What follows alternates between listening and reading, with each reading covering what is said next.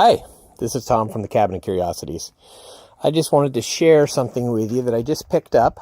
It was part of a group of several items and some books I picked up from an estate. It is Hamilton Beach motor from about 1910 and a color wheel of some sort. So I rewired part of it. Some new wire. It's got most of the same fittings and oiled it up. And I was going to plug it in for the first time, and I just wanted to share the experience with you. Not exactly sure what this was used for, but let me tell you a little bit about the estate that it came from. If you go back about 30 years, my mother was friends with a woman named Muriel Silvertooth. They were in the League of Women Voters together, the Medical Guild together, and they played bridge together.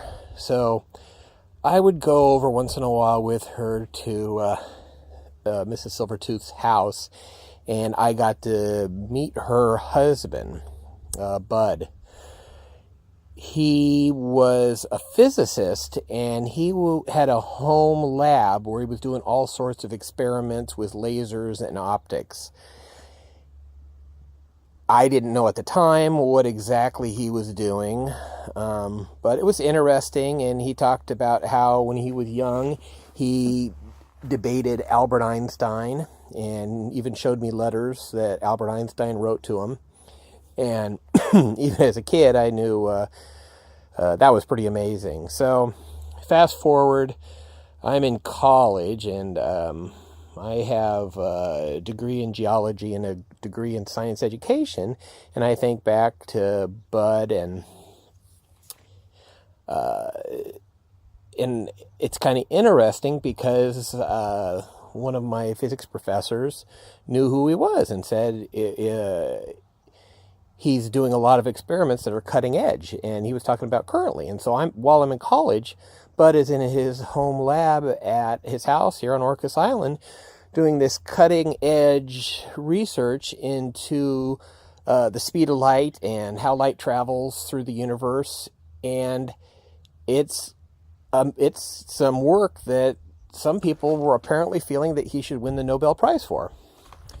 So I end up doing a little bit more research, and sure enough, I find information about how Bud, at the age of 14, is when he started debating Albert Einstein about the theory of relativity. And Albert Einstein took this 14-year-old boy seriously, and apparently thought very highly of him, and even admitted that some of Bud's theories at the time could be true. And so apparently Bud goes on to Caltech and graduates, and Paramount Studios grabs him because of his work with light and optics, and brings him to work at their studio. And I guess Bud does some amazing work there, even wins an Academy Award for his work. And later on gets noticed by the U.S. government and is brought into top secret work through Aerospace Corporation. And apparently, if you look online, the work, you can't even find out to this day what the work is he did there. It was so highly classified. So I can't tell you what he did there, but after retirement is when he comes here and builds his lab. Well, so he passes away about not long after I get out of college, so I didn't get much time to talk to him after I graduated and have a little bit better understanding of what he worked on. But if you fast forward to just a couple years ago, his wife passes away, and basically the house goes into storage. And then recently his family decided to sell the house, and we're clearing it out. And I was given the opportunity to pick up some of his equipment. And of course I jumped at it, realizing how historically significant some of this stuff is. And I picked a few items that were, a few of the books and a few items that were directly related to his work on optics and lasers. And then I picked this item up, which I have no clue as to what he used it for. But as you can see, it's a color wheel of some sort. and very well could be something he used at Paramount, but of course the motor predates his time at Paramount by quite a bit. So anyway, I like I said, I put new wires on it, lubed it all up, and I was gonna plug it in, see if we can get it running. I'm kind of excited. It's a cool bit of history that was put together by a fairly famous physicist in the world of physics. So anyway, let's see what happens. Not plugging it in directly. It's got all the original plugs, all original wire on it, or original fittings on it.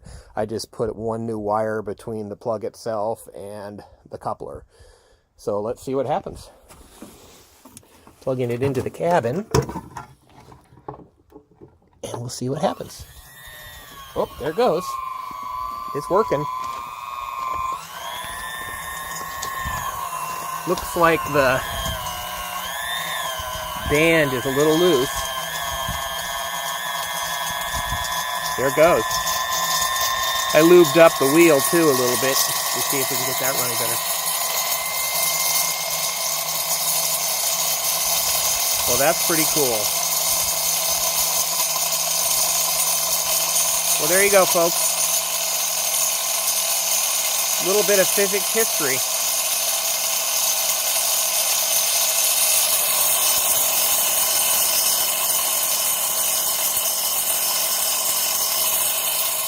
There's Tom from the Cabin of Curiosities.